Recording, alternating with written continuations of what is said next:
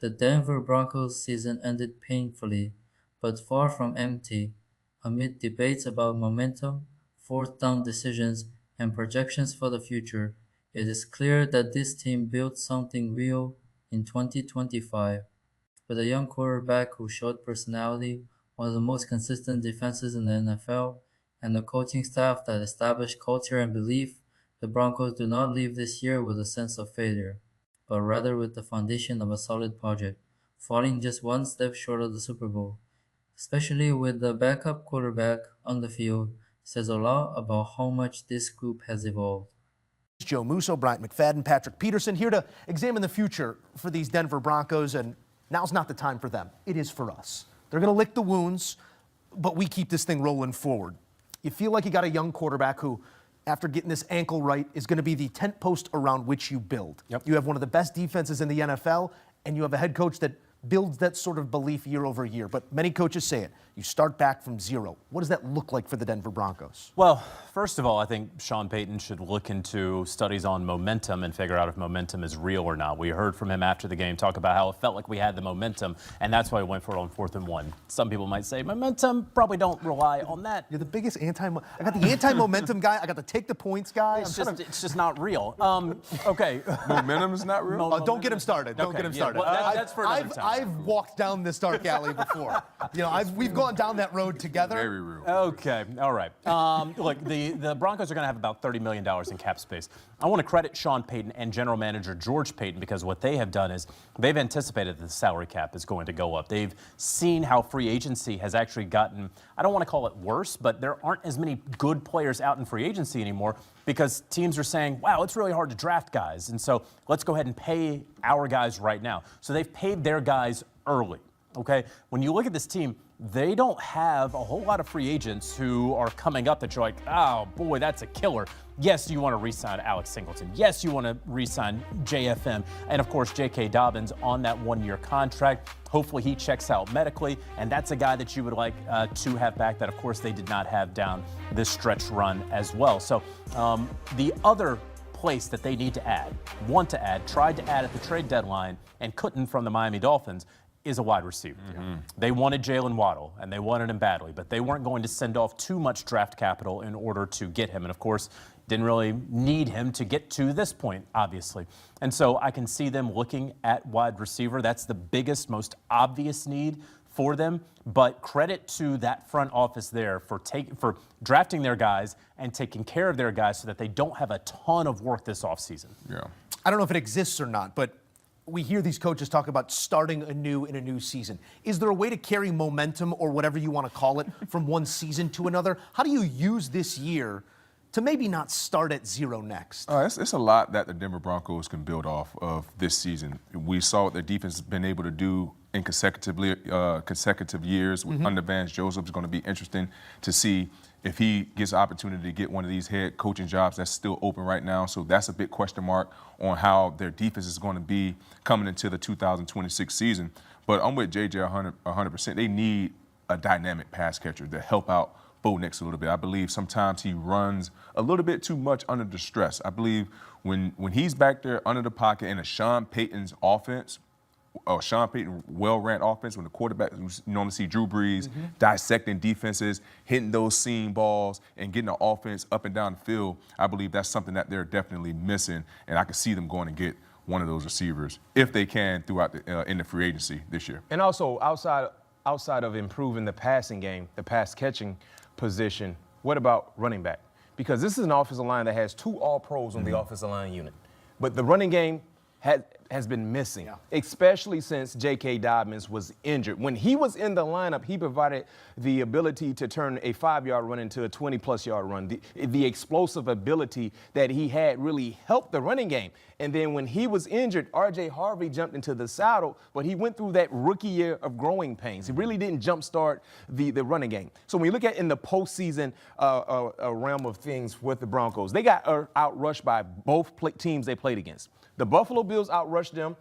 And if you can't run the football against the Buffalo Bills defense, you have problems. And then today, they got outrushed again. So they got to find a way to get a sense of balance if they decide to bring back J.K. Dobbins or if they decide to look elsewhere at the free agent market at the running back position, because they have a quarterback. I love Cortland Sutton, but I agree a dynamic playmaker in the passing game is needed. Your defense is your defense. That's right. You know, you bring back Franklin Myers and Singleton, and you're good. Because you already paid Nick Benito. You Yes. already paid Zach Allen. You extended Pat Surtain. Yeah. So you're Talanoa Hufanga signed Moss, a 3-year rookie deal. deal. Like you're really Greenlaw, good there. Dre, so your defense is good. It's time for your offense to catch up to your defense. Yep. And I think that side of the football field needs more attention than any other side on their team. And we can point to a couple places where personnel-wise that is going to or needs to change, but it comes down to quarterback play. And you hear some of what Pat's saying there, Mac. Where is the next obvious evolution of the game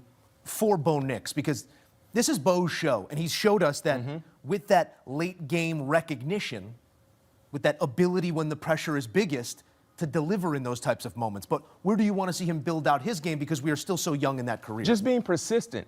Because when you're persistent, consistency follows that, and that leads to wins or being in position to win. Because the thing about Bo Nix, we applauded him for what he did in his rookie year, and once again, we applauded him for what he did in his sophomore year. But these are the expectations now we have for Bo Nix moving forward, because we know you can play ball. But in the world that he is living in, his neighborhood, as I like to call it, the AFC West, you got quarterback star power. When you talk about Justin Herbert and having a healthy Pat Mahomes back in the saddle, who will be highly motivated because of the disappointment season that we all watched in 2025. Yeah. So there's no room to kind of have a sigh of relief and be like, I'm here. Yes, you're here, but the expectations will get higher when you talk about the division that you're playing in with those two quarterbacks that I mentioned. And anything shy of making it to an AFC title game will feel like or look like regression for this team.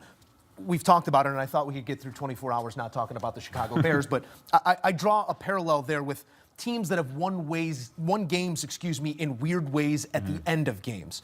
Regression, momentum, we use the words, but the consistency or persisting on task, it needs to get this team to where they're leading in the fourth quarter. This was a come-from-behind group. How do you get it to be a leading group a year over year? I believe now just starting faster on the offensive side of the ball, being able to not dig yourselves in 10-point, 17-point deficits and having Bo Nix having to find miraculous magic to try to bring his team back from behind. So I believe, and a lot had to deal with that. Not a dynamic receiver. Running game was really iffy all year long.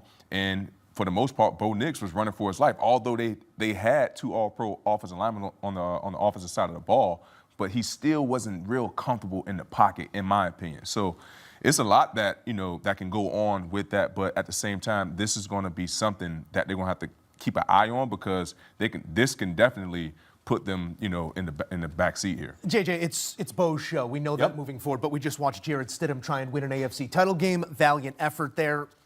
One that he's going to want back in a late interception, one that he's going to want back in what was ruled a backwards pass.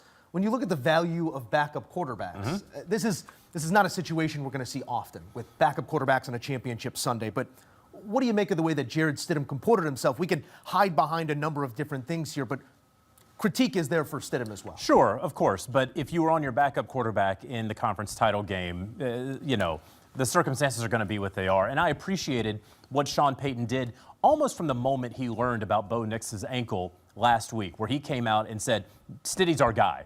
And all he did was speak confidence into the young man. And it looked like for a week of praise of Jarrett Stidham that it was starting to pay off when he hit Marvin Mims Jr. on that 50-plus yard pass. So, it is what it is. I would say there are not 32 good starting quarterbacks in the NFL. If you have a good enough backup, the San Francisco 49ers have one in Mac Jones. I believe Jarrett Stidham is a good enough backup for the Denver Broncos. You're very happy to have that, because there's a lot of teams that don't even have one good starting quarterback. So you're happy with that. When you look at it, though, the rest of the way, who is going to be in his ear during the week? You mentioned Vance Joseph, a coaching candidate. He might be returning as defensive coordinator. There's still 4 jobs left out there. One person from the coaching staff who may be gone is Davis Webb, passing game coordinator for the Denver Broncos. He's up for jobs with the Buffalo Bills, where he's very close friends with Josh Allen. Also up, and keep a very close eye on this, the Las Vegas Raiders, where Davis Webb could wind up as head coach. So you could see some attrition there on the coaching staff. Again, you like this team, you like where they are heading into free agency and the draft. You could lose at least one coach there. And then lastly, when I look at The challenge now is to turn promise into consistency. The defense is already at a championship level. The next step is to make the offense reach that standard, whether through more explosiveness in the aerial game, better balance in the ground game, or greater comfort for Bo Nix in the pocket. The margin for error in the AFC West is minimal, surrounded by elite quarterbacks and increasingly tough schedules. There's no comfort zone. If 2025 was the year of affirmation, 2026 will be the year of accountability. And for the Broncos, anything less than competing for the top of the conference again will feel like a regression. The message is clear. The future is promising, but it needs to be earned, snap by snap, starting from the first game of next season.